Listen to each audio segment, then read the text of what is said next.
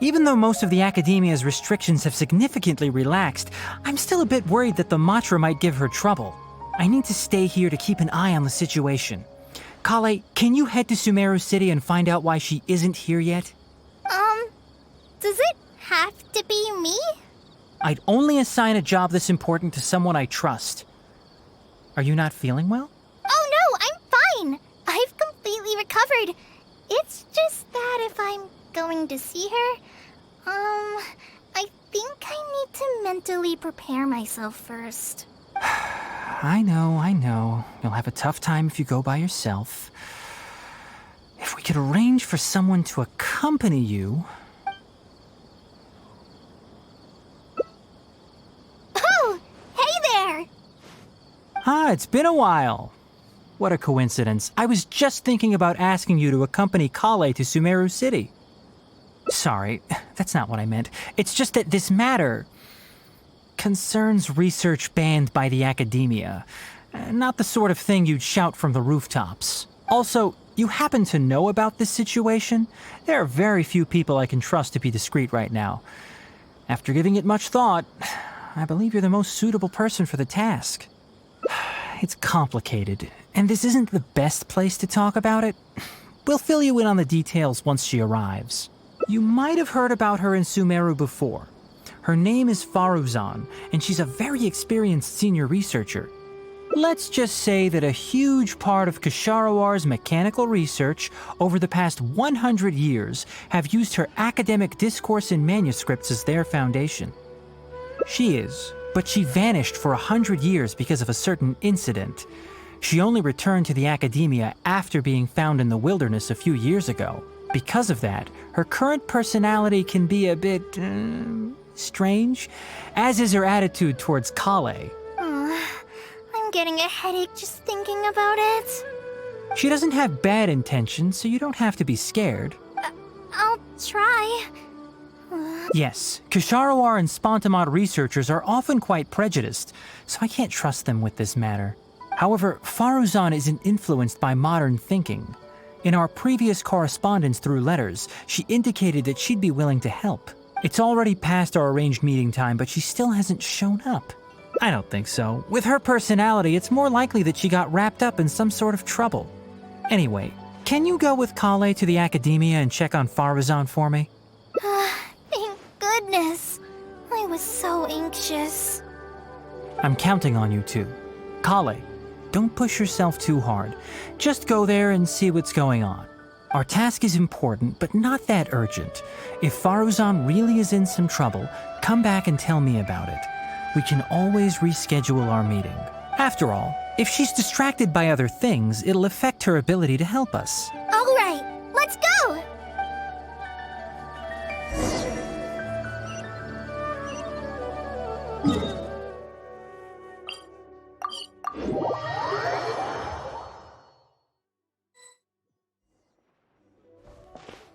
Sorry, what did you say? Oh, could you repeat yourself? As you know, I'm sure, hearing goes with age. Faruzan, I said that you need to give us an answer. Yes. And did you forget to add madam when you addressed me earlier? Your hearing is perfectly fine. Madam Faruzan, we don't want to make things difficult for you. However, you haven't been teaching courses or supervising theses these past few years. Isn't this rather problematic as an advisor? Never mind the students, even other advisors are starting to complain. And who, if I may ask, complained? If they have any issue with me, tell them to talk to me themselves rather than waste any of your time. You don't have to tell me anything. I very well know that it's those people from Haravatat. How I wish they'd put their time into doing proper research instead. But, Madam Faruzan, it has been a long while since you last made any practical academic contribution yourself. Academic contribution cannot simply be divided between the tangible and the intangible. The issue here, I believe, is that the reviewer doesn't understand the very nature of knowledge itself. In any case, it makes no sense to use a metric like this to evaluate a mentor. Which sage set this rule anyway? I should write a letter of complaint right this instant. Wait!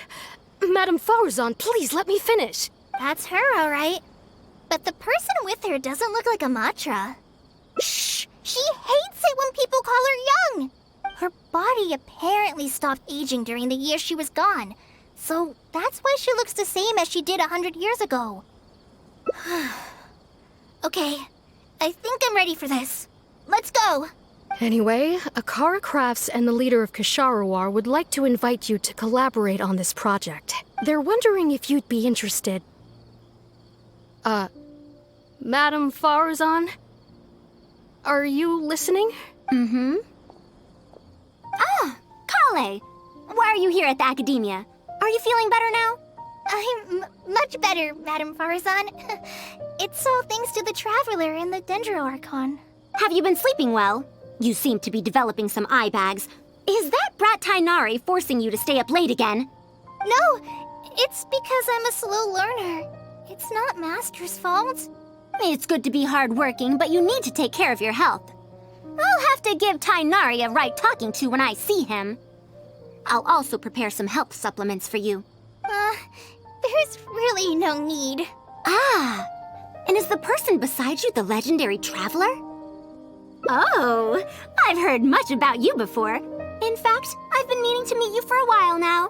It is thanks to you, after all, that the Academia is finally getting back on its feet. Even Collei's illness is... Ahem. Madame Faruzan, I believe we were still discussing the collaboration with Akara Crafts. I'd wager it's those Ksharawar dunderheads finding excuses so that I'd go to their darshan. Say no more. I have no plans to change my field of research. If you're this unwilling to participate in the collaborative project, you can also consider teaching a class. It might be difficult to teach a course with topics that only fall within Haravatat's subjects, but we can't delay this anymore. You need to give an answer. You can teach a course or participate in a collaborative project. If you don't do either, it'll be hard for me to persuade the advisors and students who have been complaining. Could you not give me a few more days to consider? This matter has been delayed for so long already. That's precisely the issue. If you don't give an answer today, I fear that someone will soon escalate their complaints to the sages. What a waste of free time these folks are. Now you two are here at Tighnari's behest, I take it. I'm sorry, but given the current situation, it looks like I'll have to come over some other day. Of course. I shall need some time to think as well.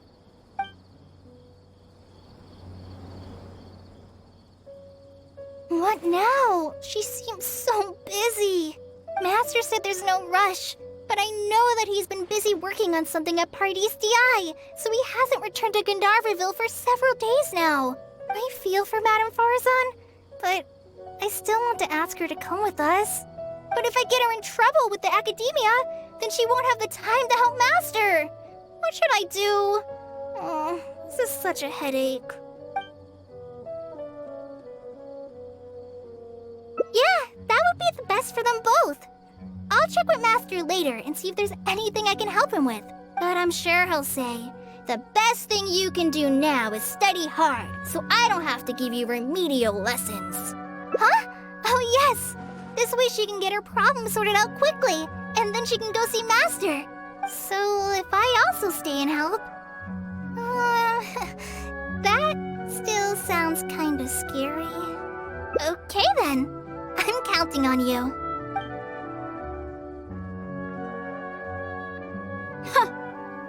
I have to teach students from Haravatat, or owe Ksharawar a favor. It strikes me that they might be even less happy about such a deal than I am. I think I can sympathize with them. We're back, Madame Faruzan. The Traveler said that she can stay and help you. Oh, why I couldn't ask for more. In fact, I'm rather curious about the type of person the Traveler is. You were the one who taught Azara a lesson after all. That said, will I be troubling you? Is that so? Good. It does so happen that I do have something I need help with. Now, should I apply to teach a course with Haravatat, or join the collaborative project that Ksharawar is proposing? Honestly, I don't want to choose either of them. don't know if Tainari's told you about this before, but while my research involves learning about ruins and the mechanisms within them, I don't belong to Ksharawar, which specializes in researching mechanisms, nor am I in Spontamod, which specializes in researching energy flow. Instead, I'm part of Haravatat, which specializes in languages and scripts. She has been invited to Ksharawar multiple times to continue her research, but she's rejected them each time. Just listen to how they introduce themselves. In the future, Ksharawar will be the only Darshan with the ability to research mechanisms. There's no such thing as exclusivity in knowledge. Besides, the current Ksharawar is more concerned about how mechanisms can be used in everyday life, while my research involves textual analysis of ruins. If they're trying to use the collaborative project as an excuse to have me reconsider again... No, that's not it. The request this time is from Akara Crafts. The representative of Ksharawar recommended you to them, Madame Faruzan. In truth, she told me that it's because she respects you a lot. Oh, respect? Oh, my. Putting aside my ideological differences with Ksharawar, I suppose I must acknowledge this attitude of theirs. At the very least, they're bounds above those decrepit Haravatat fools. Yeah, Akara Crafts is a pretty nice shop. Well, since both of you feel as such, I shall first hear this proposal. In summary, Akara Crafts wants to design a series of early learning toys that will cultivate curiosity and learning in children. Early learning toys. Interesting. The academia agreed to work with them because they hope that these toys can help children become excellent researchers in the future. True. The current academia is in need of some new blood. If the children start learning now, perhaps I can find some talented students in a few years. Madame Faruzan, you still haven't found any students? Anise, Kasharawar's representative, should be staying in the inn at Port Ormos. If you want more details, you can find her there. Port Ormos? Now there's a place I haven't been to in a long time. I wonder how much it's changed. I probably can't join you since Port Ormos is a little far from here. I should probably go back and report to Master, and then review today's homework. No worries. Go do your homework, Collei. Once I'm done with everything here, I'll head over to Pardistii. Thank you. Why, I'd even call this a rare chance for a curious researcher like myself to observe the legendary traveler up close.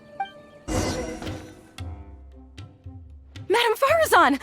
Oh, it's really you. Did you change your mind? All right, calm down. Let me be clear. I'm still not all that interested in Ksharawar. I'm just here to see how the project is going.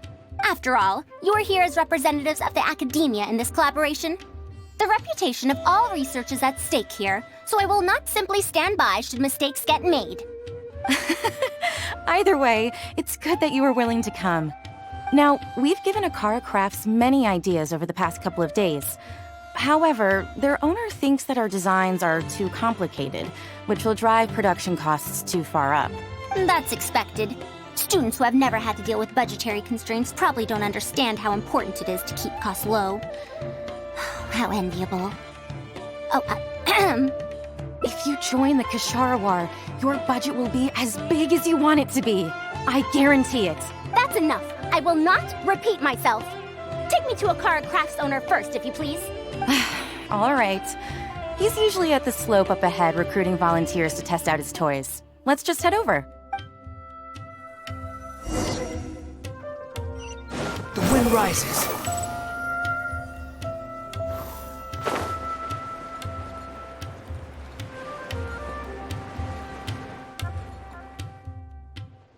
Mamdu, the one I recommended is here. Oh, so you're, Madame Faruzan? Yes, that's me. Oh, wonderful. We haven't been able to make any progress on our collaboration recently. We've made many suggestions, but Miss Anise thought that those ideas were too simple and wouldn't be effective in training the mind. These early learning toys are meant to help the academia train future researchers, after all. If they're too simple, then how are they any different from regular toys? But if they're too complicated, not only will they be expensive to produce considering our production capabilities, but they won't have much broad appeal to Sumeru's children either. So the design can't be too complicated, but it can't be too easy to play with either.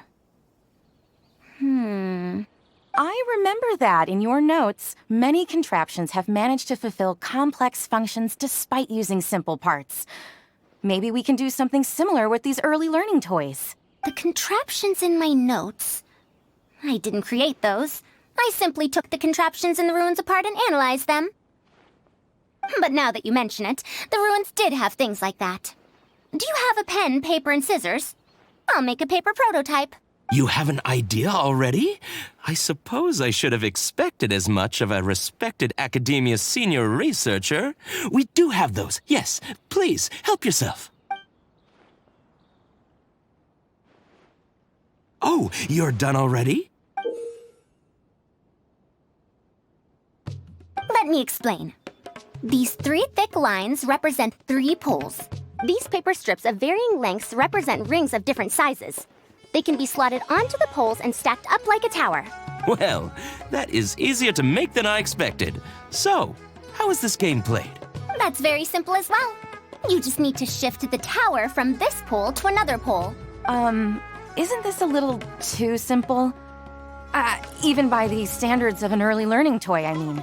Of course, when moving each ring, the paper strips in this case, you must follow one rule. You can only move 1 ring at a time, and you can't place a bigger ring on top of a smaller one. It's like building a tower. The rings in the 3 poles must be stacked from big to small. I named this toy Pagoda Stack. Pagoda stack. That sounds way too simple. Even I feel like it's missing something. Give it a try and you'll find out if it's simple or not. I heard from Anis that you find volunteers to try out the toys, right? Why don't we do the same for this game? It's such a simple toy. There's no need to... Mamdu, let's just do as she says. Okay, then. And that's how you play this game. You can all give it a try. Let's see who's able to move the tower to another pole in the smallest number of steps. You called everyone here for such a simple toy? It doesn't look like it'll take that many steps. Come on, we all promised to help Mr. Mamdu test out the new toys. He said he'd give us new Genius Invocation TCG cards. Ugh, fine. Let's get this over and done with so we can head back and play cards. Done!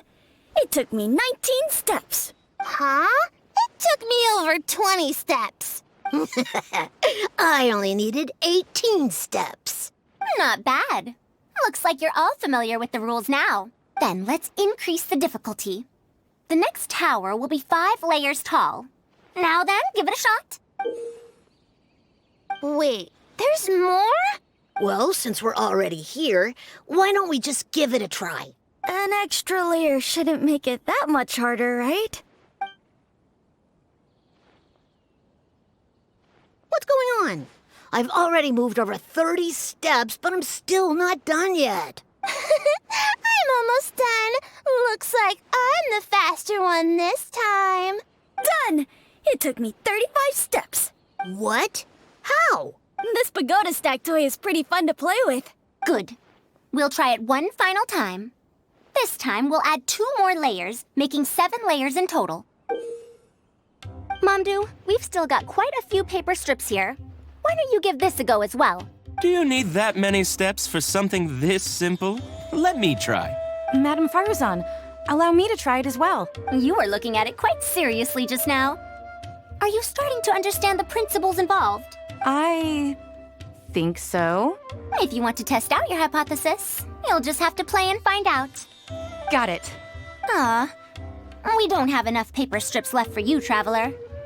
However, by the looks of things, you seem to have the game figured out.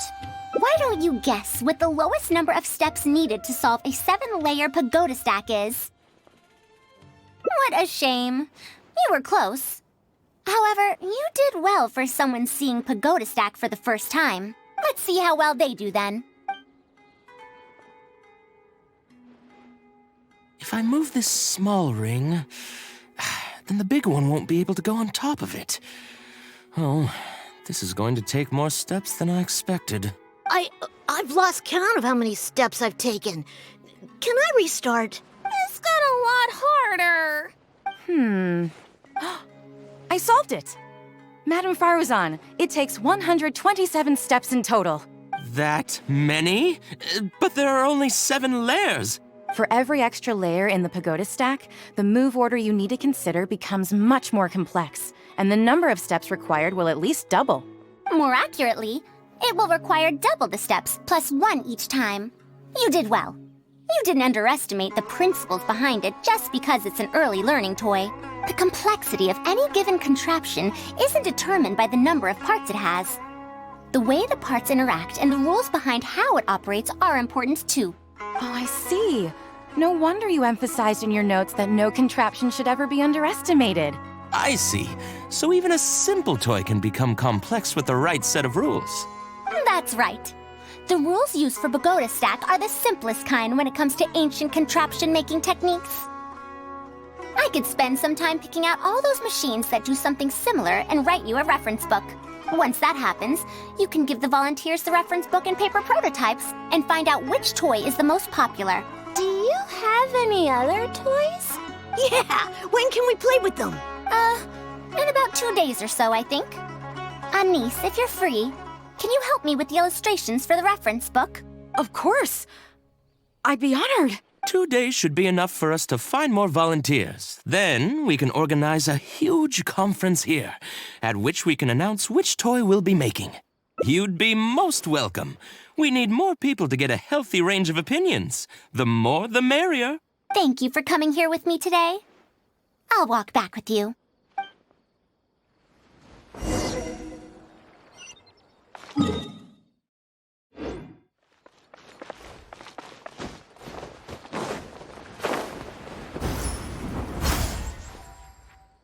I'll be going then.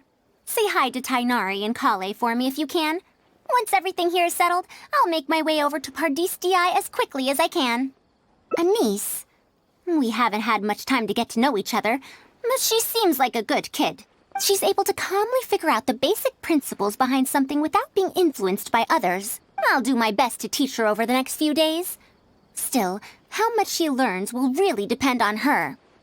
Well, her interest lies in the application of mechanisms. I do have some old knowledge to share, but if we think about the future, it's easier for her to learn the things she's interested in if she stays in Kasharawar. My research into mechanisms is, in a sense, a side effect of my research into ancient texts. If she becomes my student to learn how to make modern contraptions, it wouldn't benefit either of us in the long run. However, if she develops an interest in deciphering ancient texts over these next 2 days, that would change things. If I successfully poach a student, those young punks at Haravatat will have one less reason to cut my budget. Perhaps if this collaborative project goes smoothly, I can even ignore Haravatat and ask for a higher budget directly from the academia. Oh, I could come up with lots of ideas. With Anise's help, 2 days will be enough for our work. However, I'm still undecided as to the style of the reference book's text and illustrations.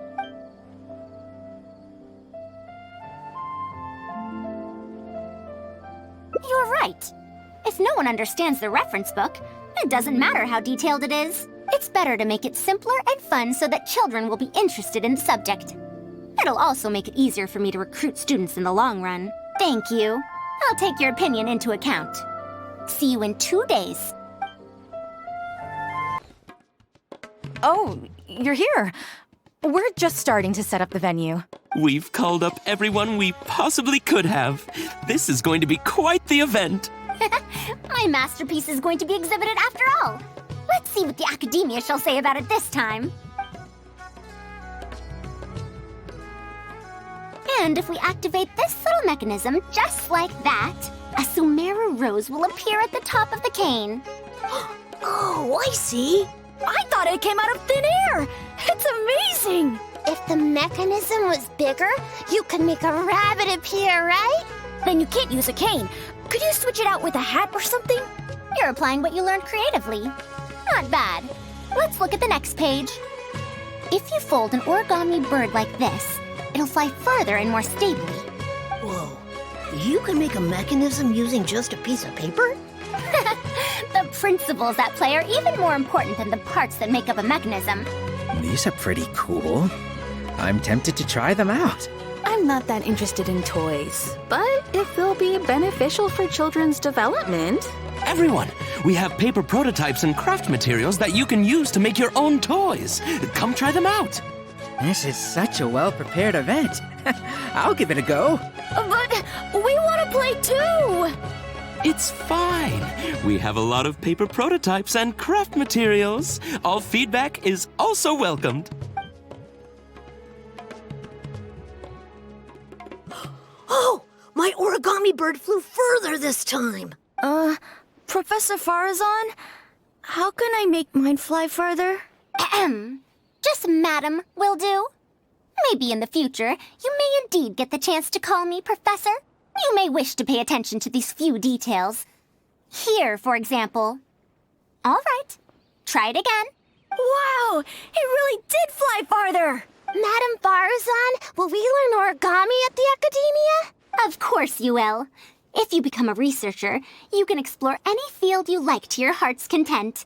In the future, if you want, you can even become one of my students. But Mom and Dad said that there are 6 Darshans in the Academia. Wait, was it 7? Which Darshan teaches about mechanisms in origami? Well, in this case, it wouldn't be Haravatat. I know. We need to choose Kasharawar. Huh? I want to attend Kasharawar in the future and fold even better origami birds. I want to make even more awesome mechanisms! Actually, the other Darshans do have their own specialties, too. For example, Haravatat specializes in... Pay attention, children. Children? How did this happen? What if we end up in a Darshan we don't like? Does that mean that we won't get to learn about the things we do like? No, that won't happen. Take me, for example. I'm a researcher from Haravatat, but I research mechanisms. See? The only person able to restrict your curiosity as a researcher is you. Do you understand what I'm saying? Not really. Huh. It's all right. You still have a long road ahead of you. Now, do you want to learn about some other machines? Let me tell you a story about pressure-based mechanisms and elemental monuments.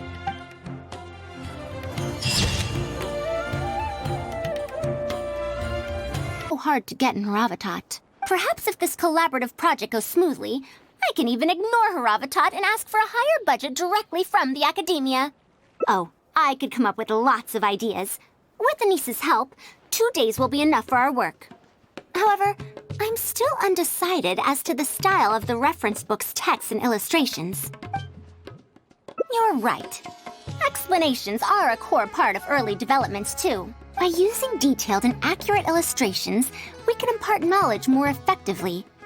It would also make it easier for me to recruit students. Thank you. I'll take your opinion into account. See you in 2 days. Oh, you're here. We're just starting to set up the venue. We've called up everyone we possibly could have. This is going to be quite the event. My masterpiece is going to be exhibited after all. Let's see what the Academia shall say about it this time. To sum up, the 24 forms of pressure-based puzzle mechanisms were used in various ruins. All right, let's go to the next page. Now, I'll explain the base layer design of elemental monuments. Are we done yet? Oh, I'm falling asleep. I don't understand any of it at all. Are these really toys? They sound a bit too dangerous to buy for children. Oh. Well, we've prepared paper prototypes for everyone. If you're interested in the mechanisms Madame Faruzan's talked about, you're more than welcome to try them out. Oh, this is no fun. Can I try another toy? I want to go home and play Genius Invocation TCG. Forget it. I don't think anyone would be interested. I should go home and take care of my children.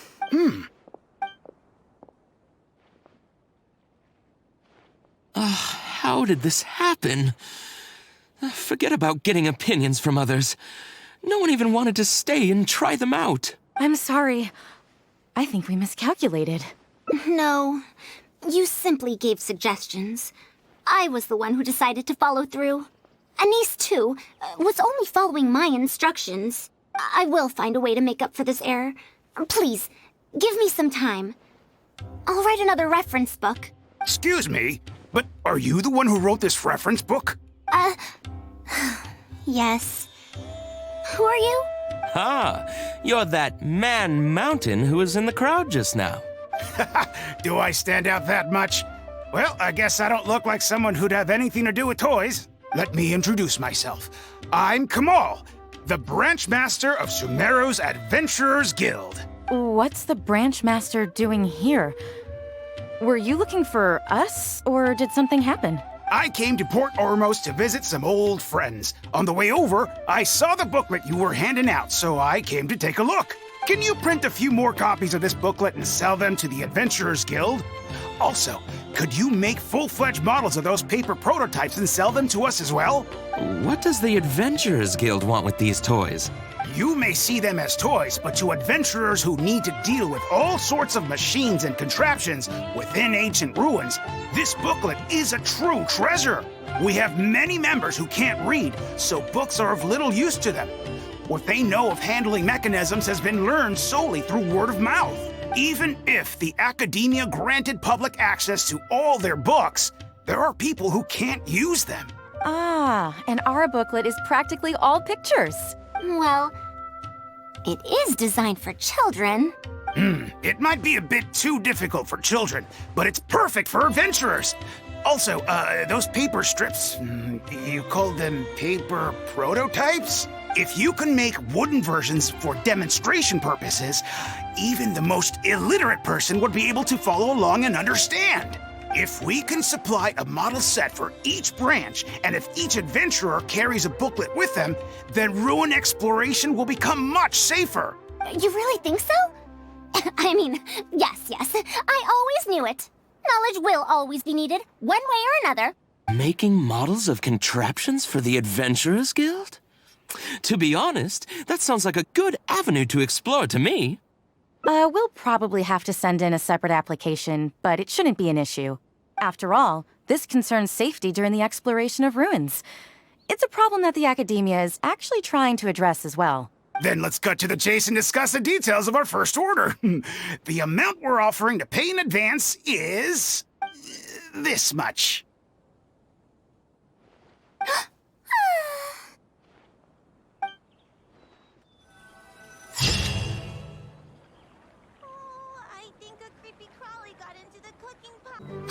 Honestly, I don't want to choose either of them.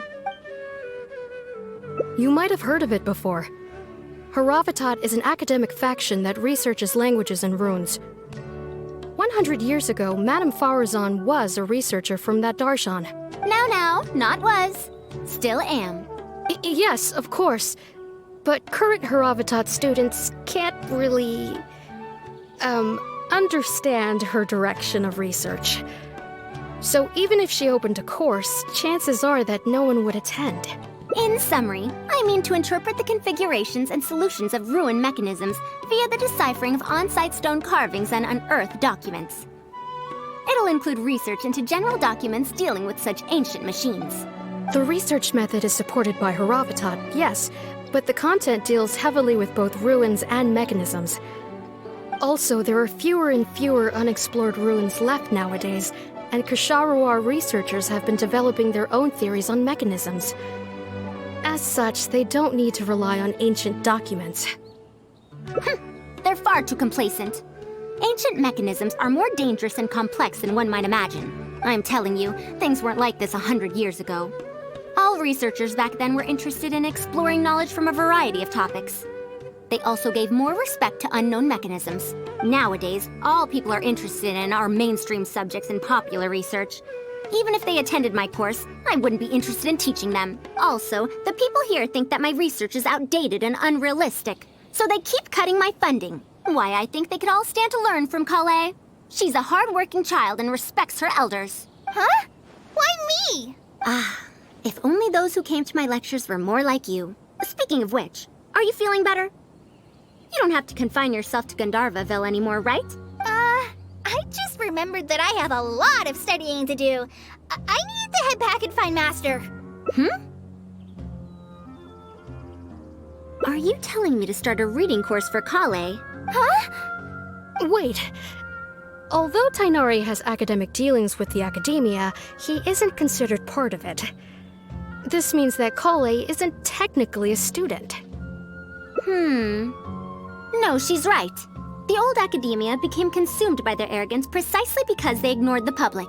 There must surely be many people like Collei and Sumeru who are passionate about learning, but cannot study due to various reasons. The old academia paid no heed to them. But if I start a reading course for Collei as a pilot, perhaps this shall come to benefit many more people in the future. I'll need to go back and ask if this is in accordance with regulations. Oh, save yourself the extra trouble. I'll come with you. If there's any arguments to be had, we shall sweep them aside together.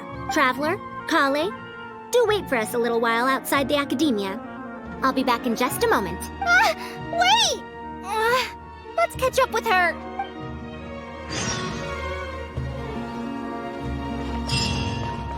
The wind rises. I can't believe she rushed right in after we arrived. She's really headstrong. Oh, how did things turn out like this? No, not really. Madame Faruzan is a brilliant scholar. Even Master thinks so. If she's really going to teach me how to read, it'll definitely be much better than me bashing my head against the wall. It's just that she can get a bit too passionate sometimes. I don't know how to handle that. Maybe it's because she wants to take me in as a student? It's just like that researcher said.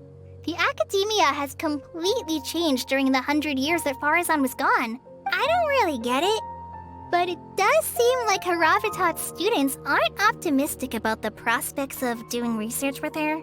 Students who are interested in mechanisms and applications of the elements generally enroll in Kasharawar and Spantamad. Madame Faruzan also refuses to accept random students just to make up numbers. She still hasn't found a student she likes, even after all this time back. But she seems to like my attitude toward learning, so she often asks me if I'm willing to become her student. It's because I'm a slow learner that I have no choice but to stay up late and study. Whenever she compliments me, I feel really guilty. It's not that.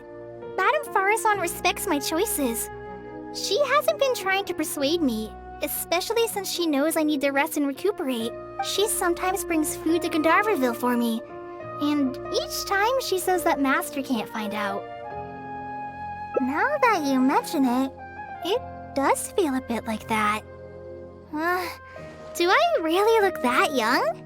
Collei, Traveler, thank you for waiting. The issue has been resolved.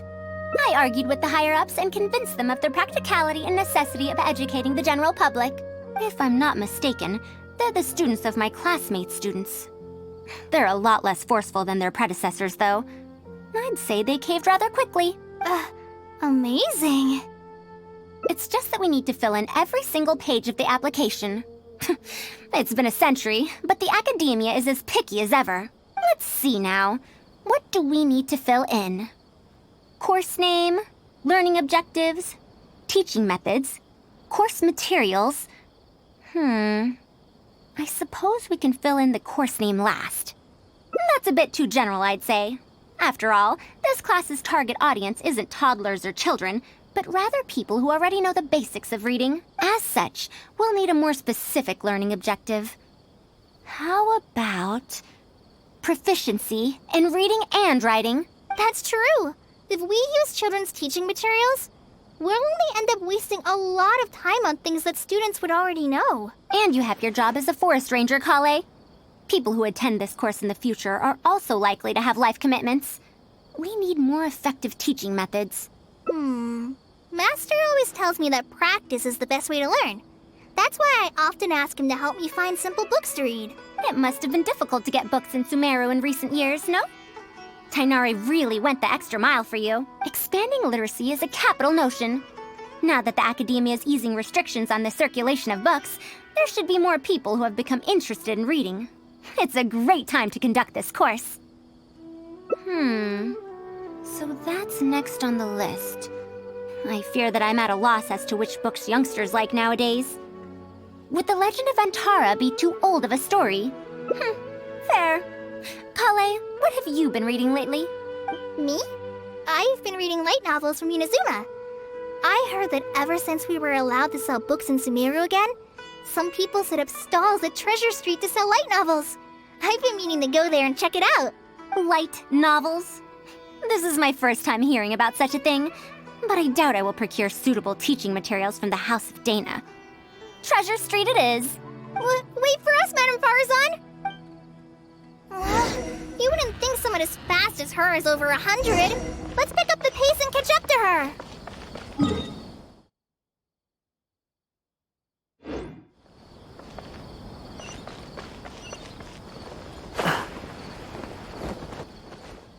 What a long and mildly ungrammatical title. And why is the cover so colorful? Is this your first time seeing a light novel, ma'am? Oh, they're the most popular of books nowadays. Would you like me to recommend something? Fine. One shouldn't judge a book by its cover after all. Maybe browse through the books here. Of course.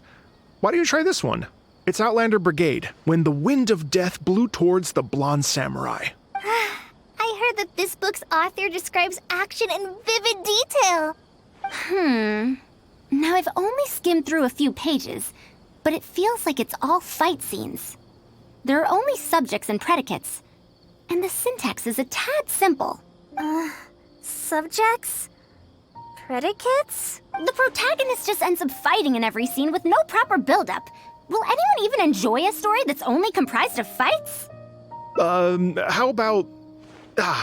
the good thing about being reincarnated as a hilly churl is that I only need to eat Sunsetias to become stronger. A reincarnation isekai story? Those are pretty popular right now. Isekai? What in the world is that? Also, why does it become stronger by eating Sunsetias? Tropes?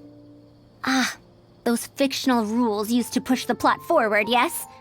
They're definitely effective in achieving a distancing effect. Sorry. What is this distancing effect? However, this book doesn't explain how reincarnation correlates to becoming stronger.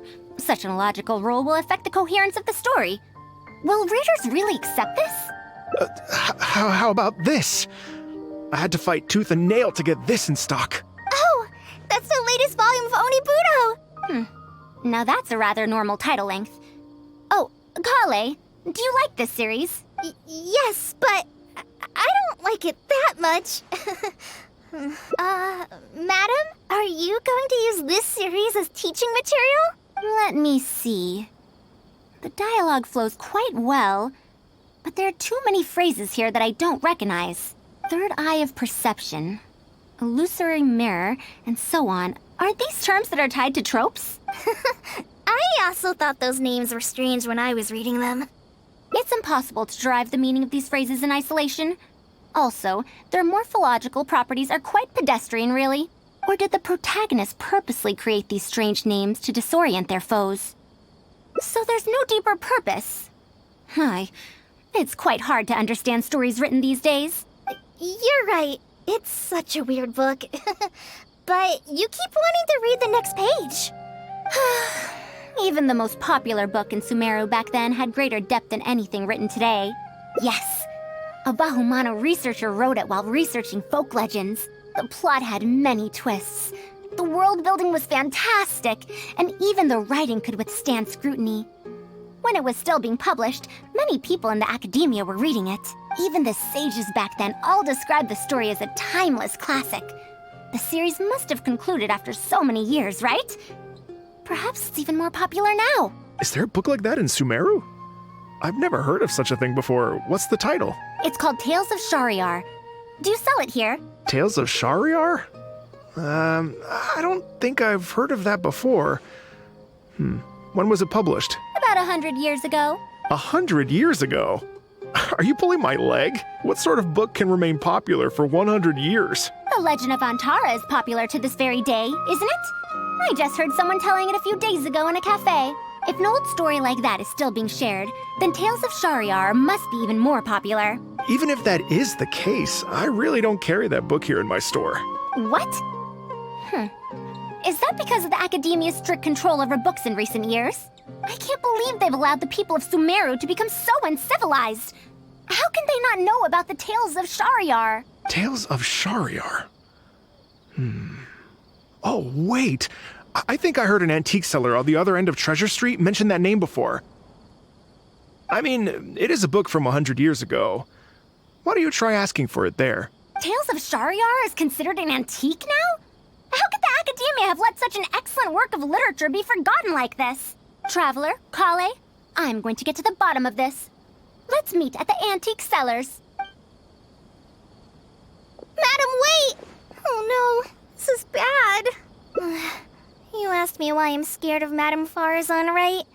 It's not because I don't know how to respond to her kindness. It's because I'm afraid of that ancient language she researches, because I can barely understand any of it.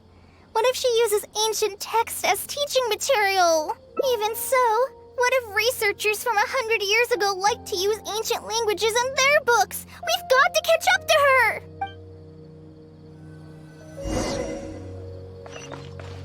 Behold! Found it! The 5th volume of Tales of Shahryar! Wow, you actually found it!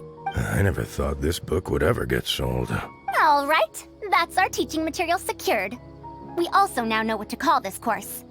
Analysis of Classical Texts. After all, this book is definitely worthy of being called a classic.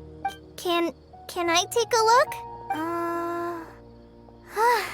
Luckily the language being used here isn't ancient at all. I can recognize a few words here and there. Huh? But why aren't there pictures in this book?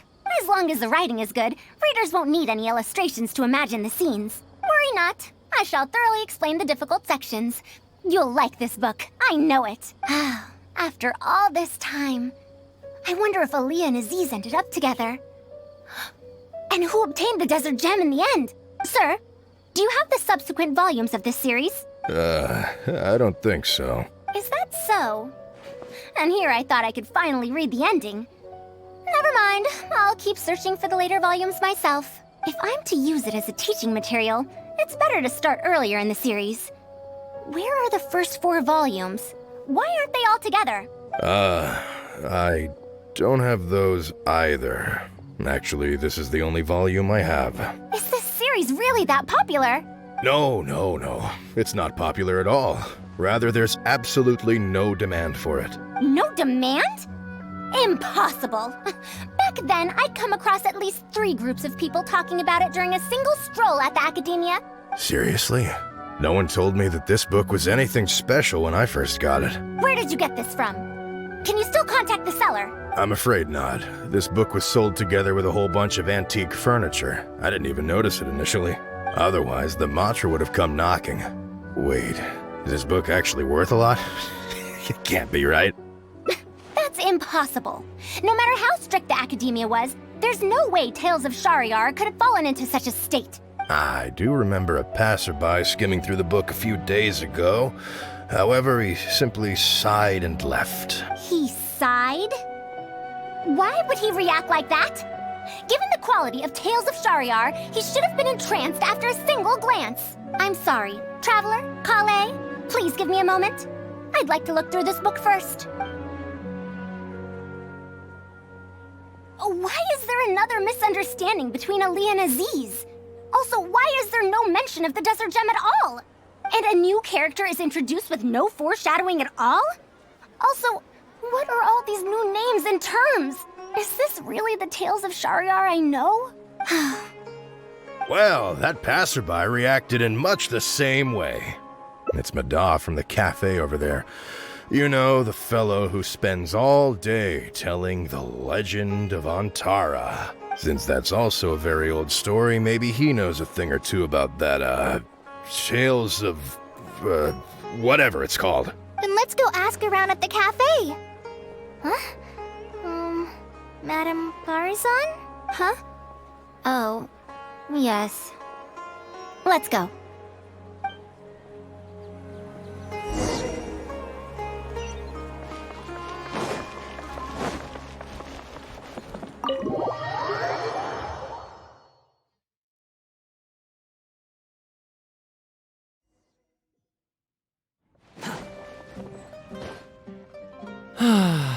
Another day, another empty room. Excuse me? But are you Mada? Yes! Are you here to listen to my story? Well, we actually came to ask about something else. I see. Sorry. It's fine. I'm used to it, more or less. So, how can this terribly unpopular storyteller help you? Do you know about Tales of Shahryar? Huh? Tales of Shahryar? Why, I can barely remember the last time anyone talked about it. My master always talked about how incredibly popular that book used to be. However, I tried reciting a few chapters of it at the cafe, and I found that it's even less popular than the Legend of Antara. Your master? Yes, the one who taught me how to be a storyteller. He said that Tales of Shahryar was written by his master's master's master. He also said that this great-great-grandmaster was an academia researcher, and that even the sages liked the series. He wrote 4 volumes back then, and the reviews just got better and better. You couldn't find a single person in Sumeru who hadn't read his books. And then? What happened next? Why doesn't anyone know about Tales of Shahryar now? Oh, it's hard to tell when it comes to trends. One day everyone likes stories like that, and the next day their tastes change completely. Instead of writing a proper ending, this great-great-grandmaster kept trying to extend the story. To tap into popular trends, he added a lot of tropes. Then, starting from the 5th volume, the reviews started to go downhill. How could that be? Then what happened to Tales of Shahryar in the end? In the end, there's no ending. The great-great-grandmaster tried to write a few more volumes, following whatever trends were popular at the time, but the trends kept changing right as he published his books. He got so infuriated that he stopped writing altogether and focused on his research instead. What? So there's no ending? The readers didn't care? By that time, only a very small number of people were reading Tales of Shahryar.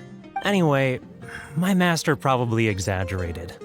How could a work possibly have been that popular? The only tangible thing my great-great-grandmaster left is the original draft of Legend of Antara. He also left behind many theses from his research phase. When my master talked about Legend of Antara, he'd even quote from those theses. My master is a much better storyteller than me. Even when we're telling the same story about Antara, he's always able to draw in a huge crowd. But even he won't recite Tales of Shahryar due to its ever-changing writing style and its lack of an ending. So, Antara's story is the one that lasted through the years. Well, not even sages can definitively ascertain the quality of something like a story. In the end, only time can separate the classics from the fads. Only time? Madame Faruzan? It's been 100 years. Perhaps some things I once believed to be great aren't so after all. Yeah! Master helped me find a lot of famous books at first. But in the end, I realized that I couldn't get into them. No matter how good those stories are, I can't improve my skills if I can't bring myself to read them in the first place. I think the best books for me are the ones I like. Huh. Indeed. That is true. Readers' interests and trends of a time are not things that are so easily predicted. What was popular 100 years ago could be completely forgotten in modern times. And yet, 100 years, as far as history is concerned, is but a blink of an eye. If Tales of Shahryar hadn't chased after trends and instead stuck to its original style from start to finish, it might have stood some chance of gaining renewed popularity. No, even if that didn't happen, at least it would be a work that was true to itself. Huh? Our conversation just got a lot more serious. I don't really get what you're talking about, but it does sound sensible. Looks like I also have to hang in there and tell Antara's story well. How unseemly. I almost got carried away because of a single book. Well then, we should get back to the matter of our teaching material. It looks like we can't use Tales of Shariar now. No, it's much too old. Oh. Collei, you found a book that you liked at the bookstall, yes? Yes, but I don't really... Then we'll use that book as our teaching material. Now that I think about it, using a book that you like is the most suitable choice for teaching you how to read. As for the academia, as long as we come up with an appropriate course name, we should be able to get away with this. My, it sounds like you've dealt with the academia before. Let's go with that. Now then, let's return to the book vendor in a bit and buy the latest volume of this Onibudo for Collei. But if I wish to use it as teaching material, I have to read it first. Huh? Speaking of which, other than third eye of perception and illusory mirror, I also espy some unfamiliar phrases from the reader's messages at the back of the book. Such things as, even if it reminds me of my dark history, I still can't help but be drawn in by the story. And the author has written all the things that I only dare whisper into a tree hollow. Why do people use dark history to refer to awkward or embarrassing memories? Is this some slang that was invented in the last century? If one of our learning objectives was researching linguistic changes over the past 100 years, it might make it easier to get these books approved as teaching material. Oh, I can tell you what that's all about. Apparently, in their youth, some people used to imagine themselves as someone burdened by fate, fighting against the world, etc. But as they grew older, they started to become embarrassed by such memories. Some would write those fantasies into novels, while others would entrust such tales to tree hollows. Mata? You know, I suddenly have the urge to hear a story about Antara. Huh? Why so suddenly? I knew it. There will always be people who love the golden oldies. Now, let me tell you all about the ancient hero, Antara.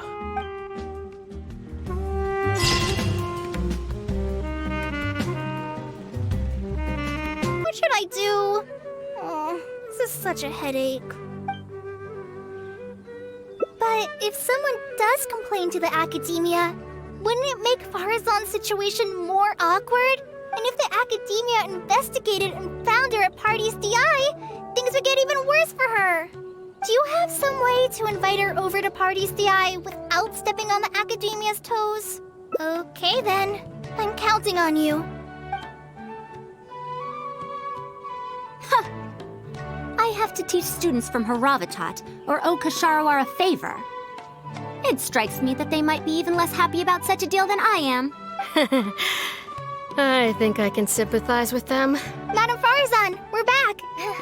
Sorry for asking again, but are you sure you can't go to Party's DI today? Well, since you're asking me so sincerely, let's just ignore the academia and... Please, Madam Faruzan, focus! Today's the deadline. Huh? Yes. I see. No wonder he sent you two over. Why, that lad didn't make it very clear in his letter, now did he? Otherwise, I would have reported it as part of my research. Yeah, that's right! Master sent us over to explain everything to you. Wait. Opportunities for collaborative research don't just come out of thin air. This seems like too much of a coincidence. Also, there isn't much overlap between Madame Faruzan's research and that of Immorta, right? What will you even be collaborating on? Master wants to research, a fully automated irrigation system. A fully automated irrigation system? Precisely. It's a system that can automatically adjust the amount of water it provides based on the season and the plant species involved. I saw a similar mechanism while exploring a rune in the rainforest. That's why Tighnari wanted to collaborate with me. A mechanism like that exists? Why haven't I heard of it before? I found it 100 years ago, so it's only natural that you don't know about it. Why don't you go ask your teacher's teacher? Perhaps they've heard about it from their teacher. But we can't prove its existence one way or the other, right? Fret not. I'll have Tighnari write an official proposal to the academia later. That should do it, right? An official proposal. Fine. We haven't made any progress with either the collaborative project or the elective course anyway. I'll go inform my superiors now. Please do take care of the paperwork as soon as possible. Don't delay this any longer. Sure. I'll be sure to needle him until he gets it done. Phew. I think she bought it. Even though this is our first meeting, I must say, we make a good team. Wow! You made up that excuse on the spot, huh? Madam Faruzan, did you really find an irrigation system 100 years ago? If the academia asks for any details... Who knows? It's been 100 years, so it wouldn't be too surprising if I've forgotten a few details, no? Huh? Then how will we explain things to them? I'll let Tighnari worry about whatever documents we might need to send to the academia. If I'm right, the request he has in store for me won't be any simpler than the academia nonsense.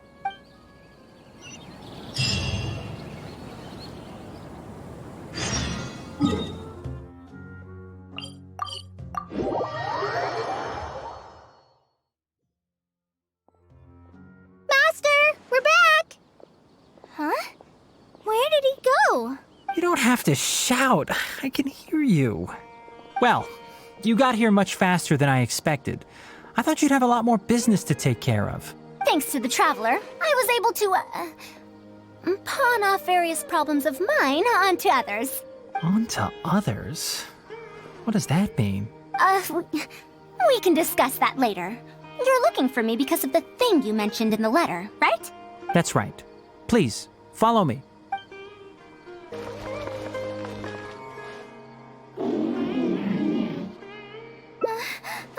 monster? Why is there a monster here? Don't be scared, Collei. This is the mechanical life form the Traveler and I saved a while back. Its name is Carcata. It's the final work of a late junior of mine. You mean Abatui? He must have been a genius to create one of such polish all by himself. It's uncommon that a Spontamod researcher is able to create such an intricate machine. If he were still around, we could probably chat the day away. What a shame. Something seems wrong here. Have you been maintaining it?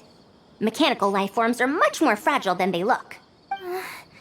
Is Carcata sick? Carcata has been lying down like this since a few days ago. It could be an old malfunction acting up again. I've taken a few courses conducted by Spontamod before, so I've managed to perform some passable repairs on Carcata's energy supply module.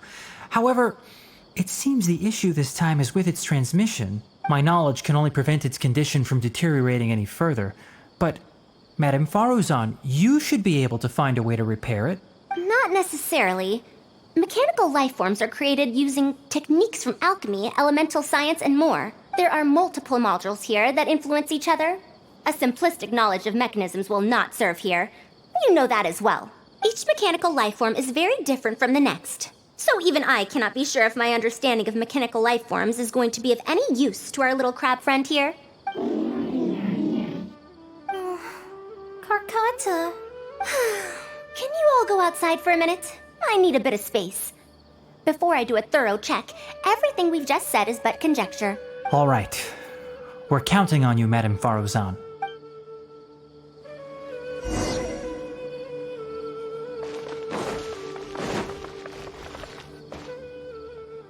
We'll wait here till Faruzan finishes her inspection.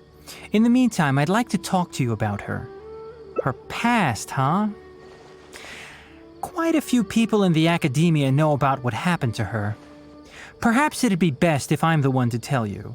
I've told you before that she disappeared for 100 years, right? From her perspective, trapped might be a more apt description. Her exact words were... That ruin was crawling with traps and coded inscriptions from wall to wall. I did all I could to decipher the code and deactivate the traps to escape the ruin, but there was no way out. I lost track of time and I ran out of pen and paper. In the end, I had to use stone shards to write on the walls and on the floor to decipher the code. Then, before I realized it, I ran out of space on the walls and floor. I had to calculate all the possibilities in my mind. After that, my memory started to become fuzzy, and my cognition slowed down. She doesn't remember anything else, including the location of the ruin and how she finally managed to escape. When she was found in the outskirts of Sumeru a few years ago, she looked exactly the same as she did 100 years prior. However, she was in a stupor and struggled to form sentences. Only after a lengthy recovery period could she speak again. The academia speculates that she must have gotten trapped in an unknown ruin while researching machines a century ago. And because of the ruin's special properties that halted her aging, she was able to use those 100 years to crack the trapping mechanism and then escape. Though she had finally broken free, 100 years had passed. Everyone she knew, and everyone who knew her, was already gone. In the end, even the academia had to rely on century-old records in the Akasha to confirm her existence. Don't make that face. I'm not telling you this because I want to drum up sympathy. She wouldn't want others to pity her because of past events. Rather, she sees that period of entrapment as an experimental error.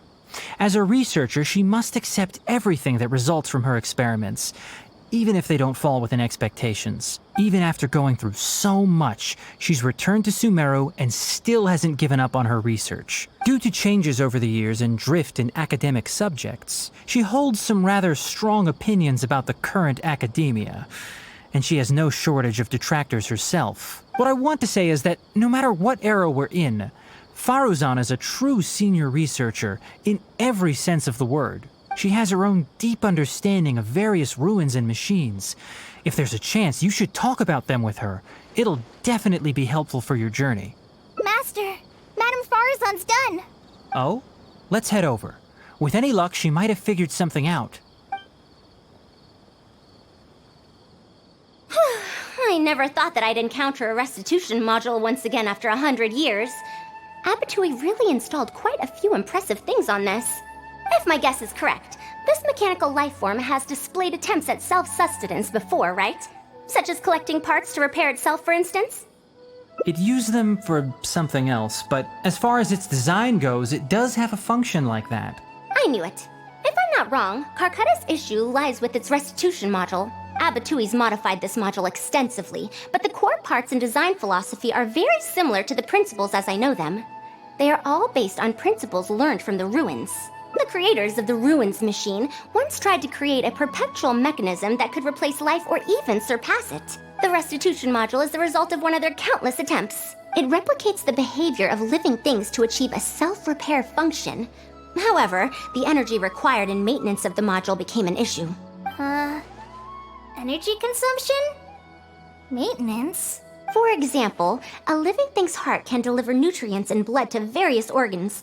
However, the bigger the living thing, the more powerful the heart needs to be. Once the heart is damaged, it'll be hard for that living thing to heal itself, and even the function of other organs can be affected. Thus, the attempt wasn't widely adopted. Even 100 years ago, I'd only seen it once before. Oh dear, this is going to be a problem. Based on my current research, I'll need to swap out the damaged parts in the restitution module to repair Carcata. But like I just said, the module is rare, even by the standards of ancient machines. Not only that, but there is very little related research documentation available. Finding suitable parts would be like trying to find a single gear in the vast desert, to say nothing of the difficulty in making those parts from scratch. One can only wonder where Abattoir found the original parts. I might have an idea. Abattoir was, for a time, quite passionate about excavating the Great Red Sand. This was when he had just gotten expelled from the academia. You mean to say he found a restitution module in the desert? Well, that is indeed possible. But the desert's huge! How are we supposed to find the parts that Carcata needs?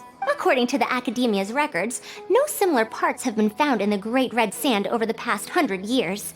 If we want to try our luck, we'll have to explore ruins that have never been explored before. I do know that a Vahumana researcher formed an expedition team after the sandstorms and earthquakes subsided.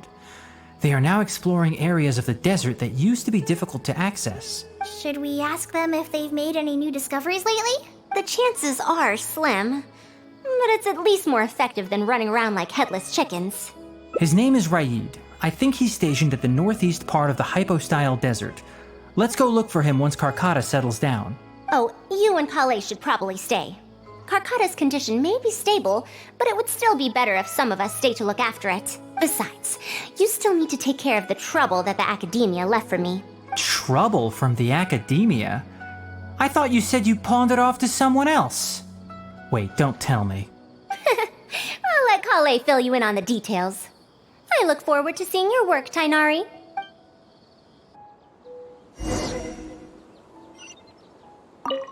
A fully automated irrigation system. That's quite the task. Master, can I help with anything at all? I can go buy things, prepare pen and paper. Oh, you know, I seem to remember that you have a lot of homework today. Huh? Oh, yeah, I do. Well, hurry up and finish it so you can sleep early, or Faruzan will worry. That's the best thing you can do now to help. Oh, okay.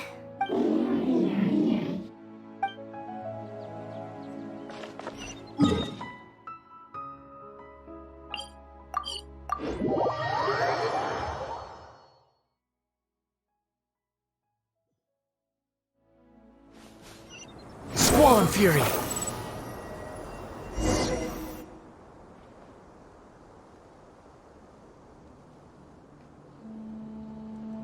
What is this? Halt! Mr. Raid's permission is required to proceed any further. That still won't do. Mr. Raid told us to keep people away from the ruins so they don't damage the site. Damage the site? I've excavated more ruins than you've visited restaurants. Which batch of students is Raid from? I want to see him right now. He isn't at the campsite now. You should all leave. Only he can give you permission to enter. What a stubborn guy. You're right. Even if there is new information, we still have to wait for him to come back so we can ask him about it. So let's just see what we can find out from the people here. I'm going to give that Raid a good talking to when he gets back. Starting from who in the world mentored you?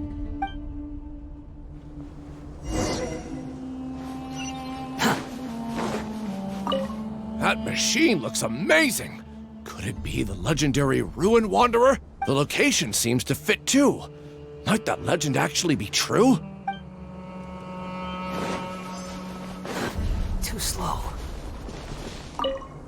The ruins? Don't know anything. We were only hired to deliver water and supplies to them. Forget excavation. They won't even let us get close to the camp where they're staying.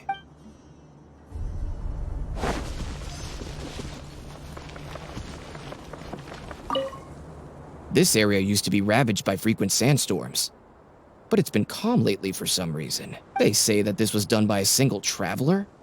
But seriously, is such a thing even humanly possible?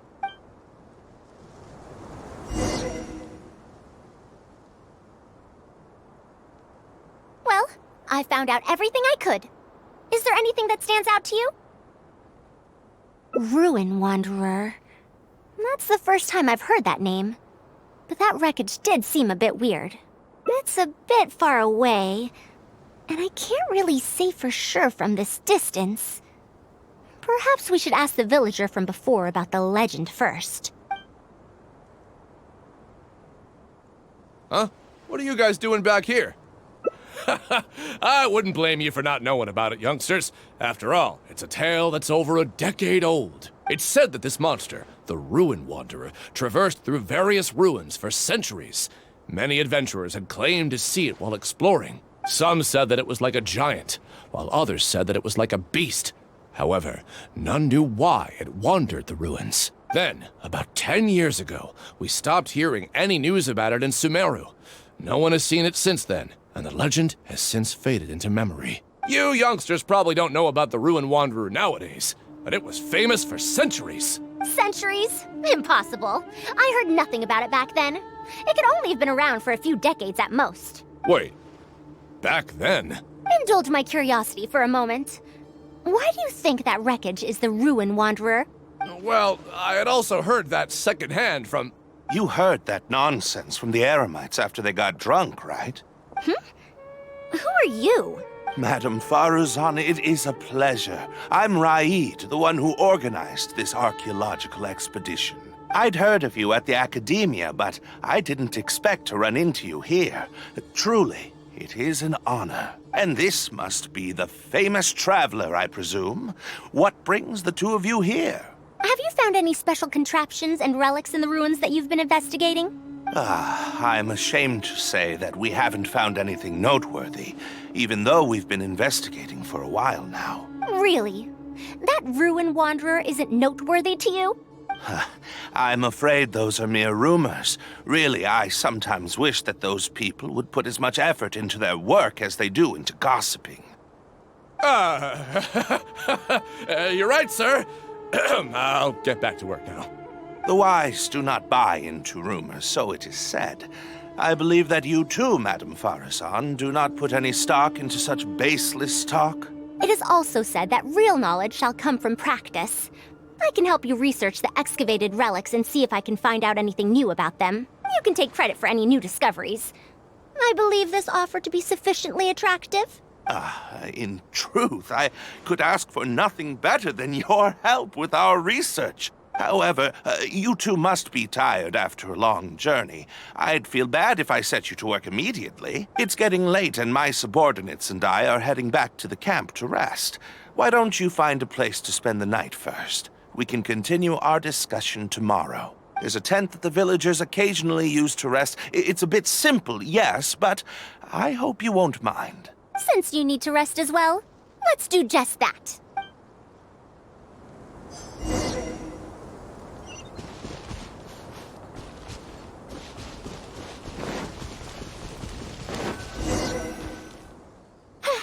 This is quite far away. Are they trying to prevent the villagers from eavesdropping on them? This suits us just fine, though. This way, they won't overhear our conversations either. Now, I have my suspicions about this archaeological expedition team and that machine wreckage. I only caught a quick glimpse, and it was from a distance. But based on the condition of the armor and joints, it didn't seem like something that had been lying around for centuries. At most, I'd estimate that it only stopped moving about a dozen years ago.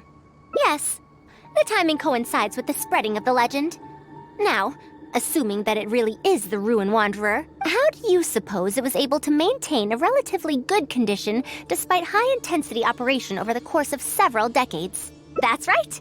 Technically speaking, the module shouldn't be able to move such a large machine chassis.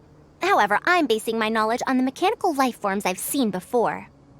Well, this was over 100 years ago. It was a machine about the same size as Carcotta, actually. It couldn't carry heavy objects or fight, and was only able to help me record some notes. It also helped me deliver letters home. I found it near the desert, which is why I wondered if there might be more restitution modules buried around here.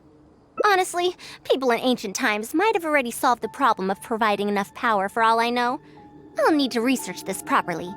Had I confronted Raid right there and then, he would have said that he couldn't tell that the machine was special. Then he'd just hand it over to the Academia obediently, and he'd get away scot-free. If the wreckage were to be handed to the Academia, it'd be much tougher for us to do research on it or get spare parts for Carcotta. Anyway, we should figure out what they're planning before making our next move. They insisted that we should stay the night, which means if they're trying to pull a fast one on us, they're likely to try tonight. We must be vigilant. Are those sounds coming from the excavation site? I knew they wouldn't be able to wait. They must be scared that we might discover something tomorrow. Not a single person guarding the campsite. This must be quite the manpower expenditure. I'll see if they left any clues behind at their camp. Keep watch and help me stall them if it comes to that, would you? All right. I'm counting on you.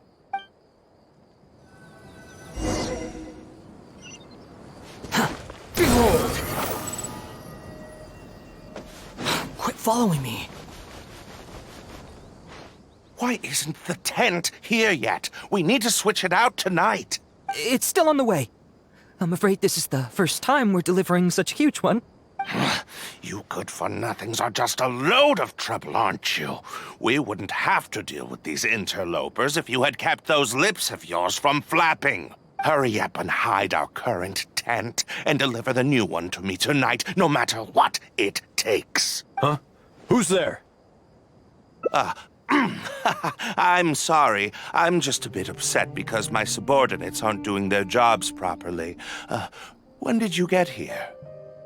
It's nothing. Just a tent. We didn't pack up all our tents from the last campsite. Some of them, along with a few people, have been left there. Someone damaged our current tent, so I'm trying to get my subordinates to get one from that previous campsite delivered here.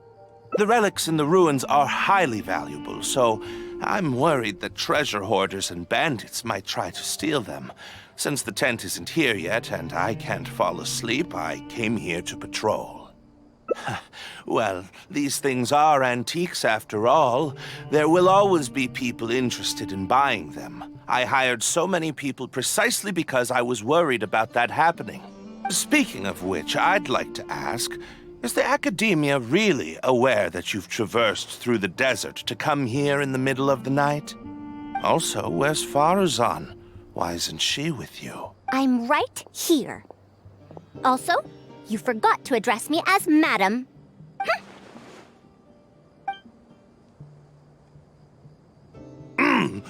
Sorry, Madam Faruzan.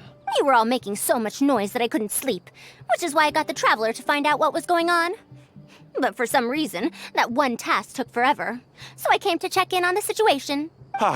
I'm very sorry for disturbing your rest. I'll tell my subordinates to be quieter on patrol. Good. Come on, Traveler. Let's head back. Yes, we came to check out the situation, didn't we? Well, we've already done that. We should get better rest so that we'll have energy to investigate tomorrow.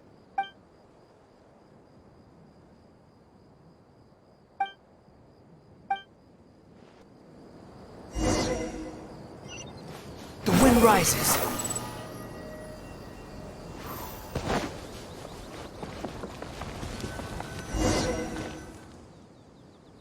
Thanks for dealing with them. Now, I found something good on my end.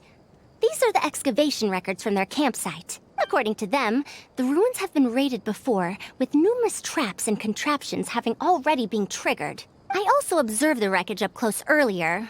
The weathering is nowhere near as extensive as on the relics that have been buried for over 100 years. There's no doubt that the wreckage in the ruins don't belong to the same era. Instead, it must have wandered into the ruins about a dozen years ago. It could have fallen into a trap or encountered a glitch within the ruins, remaining stationary like that until it was discovered recently. However, I still don't know why they'd want to hide it.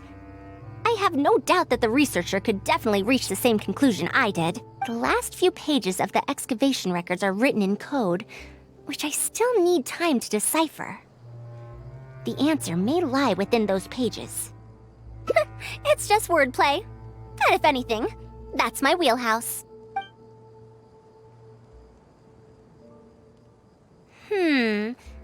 Just a bit more. I see now. Help! Please help!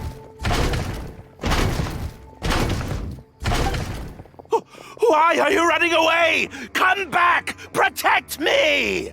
What's that sound? Is it? The Ruin Wanderer? Reactivated? That's impossible! Is this the work of some kind of hidden mechanism? Never mind. We have to focus on saving lives first. I'll cover them. You go stall the Ruin Wanderer. What? It ignored the Traveler? Why is it chasing after us? What could have caused it to reactivate? It to give chase? Darn it! Hey, come on, you lot! It's clear that we can't escape, so let's just attack it!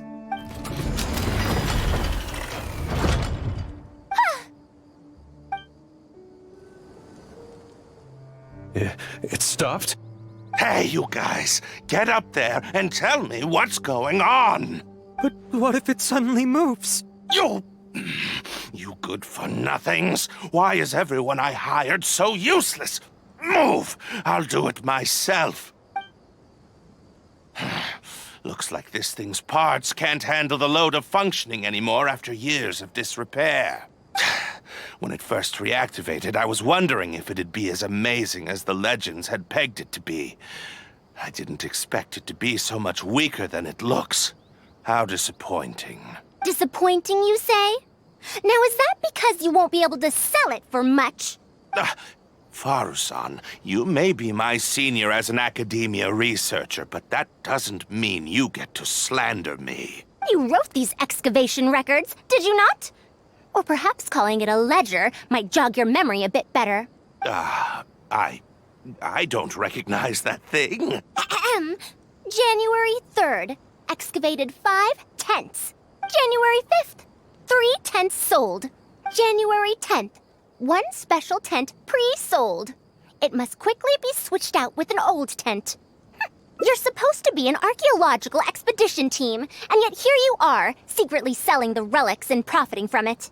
When you believed that you had found the wreckage of the Ruin Wanderer, you tried to switch in wreckage that you had excavated previously to pull the wool over the Academia's eyes. After all, there would probably be many wealthy buyers interested in purchasing the legendary Ruin Wanderer in the black market, yes?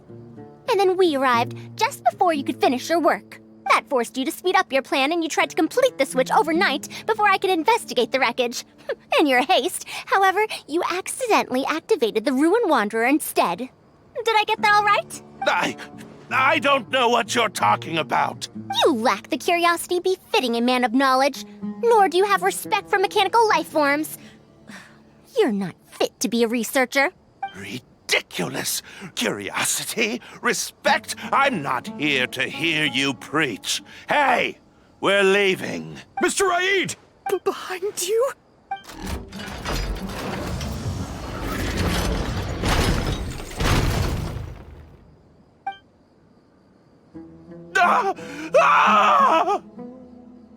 Why is it moving again? Run!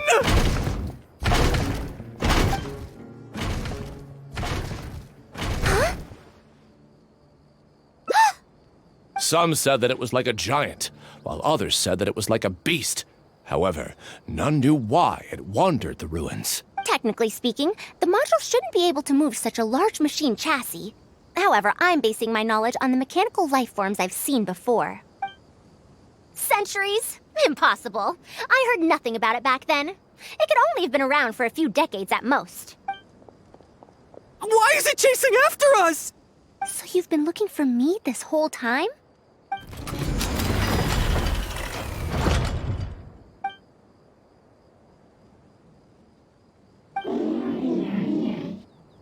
Long time no see, Tamimi.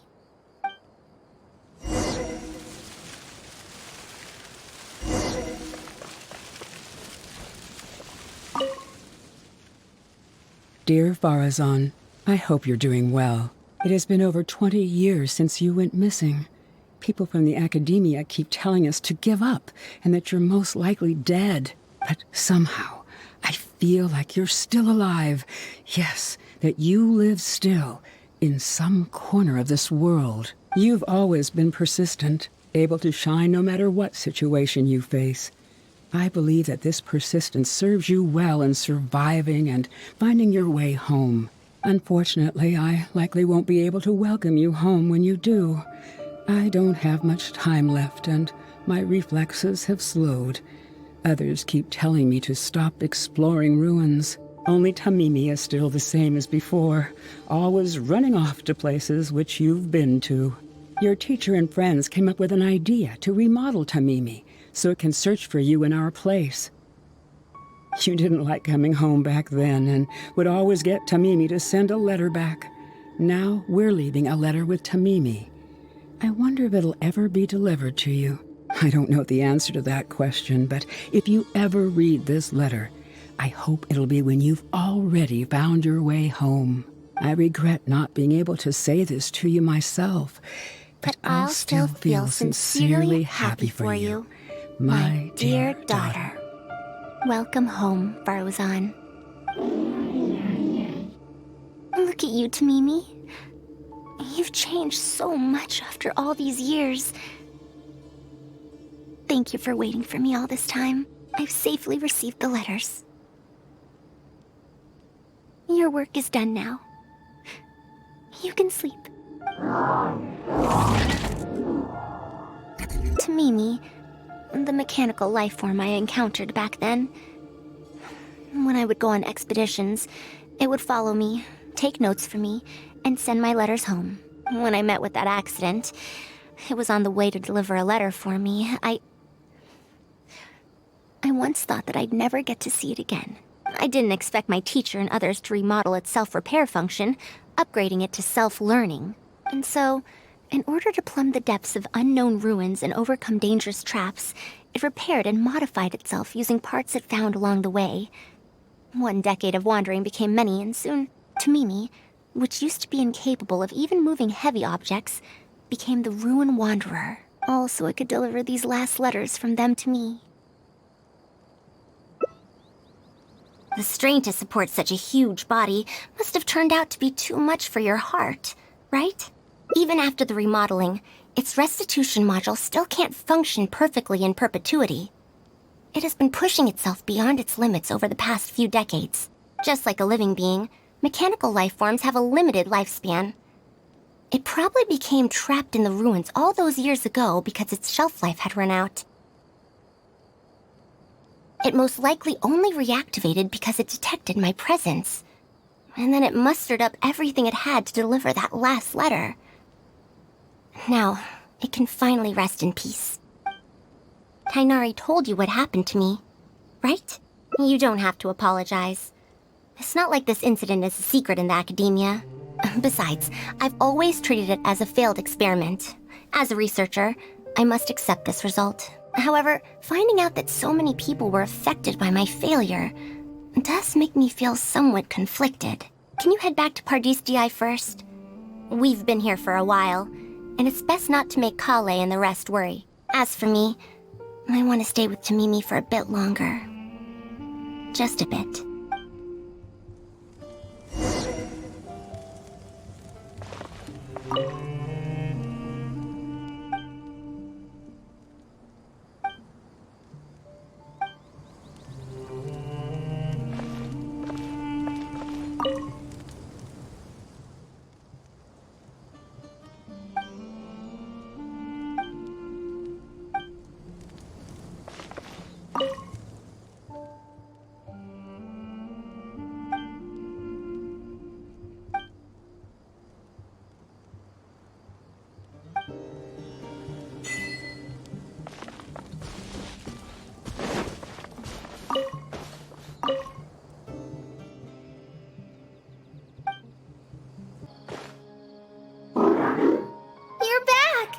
How was your journey through the desert?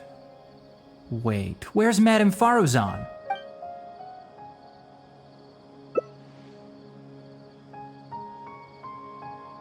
So Madame Faruzan has some other things to settle. Alright. And to think that Raid was doing all of those things on the sly. It's good that you all got out of that situation in one piece. Madame Faruzan will be able to repair Carcata when she gets back, won't she? I'm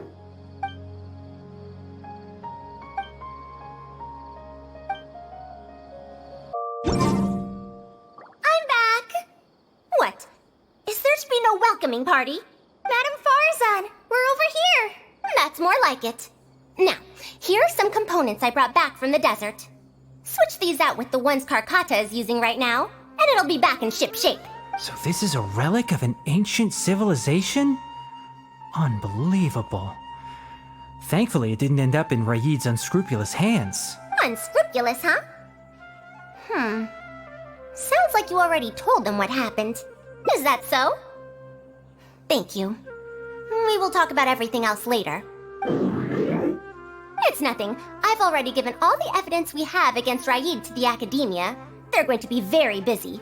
Too busy to bother us, I'd wager. I'll start repairing Carcata then. Collei, can you help me out? Of course!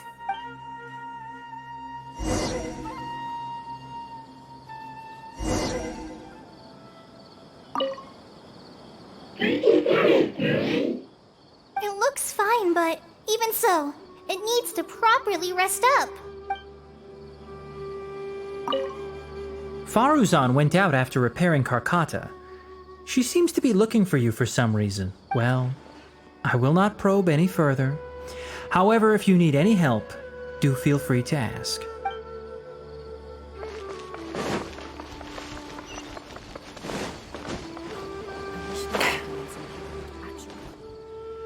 Ah, you're here. Thank you for keeping Tamimi a secret. If I tell them about Tamimi, will they still feel happy for Karkata? Even if we could convince them to accept the components, they'll probably still feel bad about it. I don't want my past to affect people in the present. That applies to both me and other people. It's fine. I'm used to this. I once believed that I'd never hear from my old friends and family ever again. Even their faces are getting hazier in my memories. However, I could remember them clearly again after reading the letter Tamimi handed to me and learning that they'd never given up on me. That's more than enough. I'd be disappointing them if I let myself fall into a slump because of this. Neither my teacher nor my mother would have wanted to see me like that. Besides, you're lending a listening ear to me now, aren't you? Oh, Pardees DI looks pretty scenic at night. Will you take a stroll with me? Once Karkata's condition stabilizes, I'll find a chance to tell Tighnari and Collei about all that. But for now, just help me keep this secret. Thank you. Whether it's 100 years ago or now, I have people who worry about me. I suppose I should consider myself quite fortunate. The only time when I felt otherwise was when I had just returned to Sumeru. No one came to check up on me then.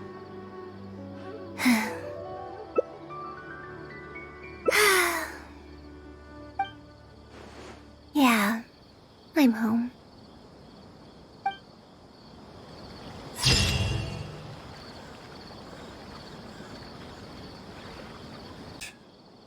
Wait, where's Madame Faruzan?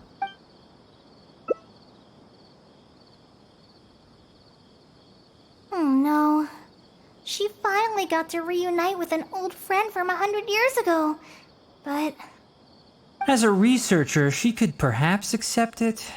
However, as a friend, a student, and a daughter, we should give her some time. Let's just wait for her here. And in the future, I hope that we can be here to support her as her new friends. I'm back! What? Is there to be no welcoming party? We've all been waiting for you, Madame Faruzan. That's more like it. Now, here are some components I brought back from the desert. Switch these out with the ones Karkata is using right now, and it'll be back in ship shape. Huh? Why do you all look so solemn? Come now. Liveliness befits youngsters more. Madame Faruzan, did these parts come from... Come now. I thought that you must have encountered some major problem. This isn't something you have to worry about. Well, it looks like you already know everything. But no need to feel bad. Like I said before, as researchers, we must learn to accept our failures. Tamimi had been operating beyond capacity for a century, and I'm unable to repair it with my current abilities. Not even with these parts. It would thus be much better to use them to extend Karkata's lifespan. As a senior, it is only right that I do something for the people who come after me. That holds true for both researchers and machines. Besides, I didn't say that I would be giving you these parts for free. They will only be used for Karkata temporarily. Otherwise, you wouldn't be able to help me with my research. I'll be sure to revive Tamimi once I've fully deciphered and replicated the creations of the ancient civilization. All right, I'll do my best to help. Me too. Although, I'm not sure if I'll be much help. Thank you. If they could remodel Tamimi successfully even back then, there's no reason why we won't be able to do even better. And when that day comes, I'll be sure to say, welcome home, Tamimi.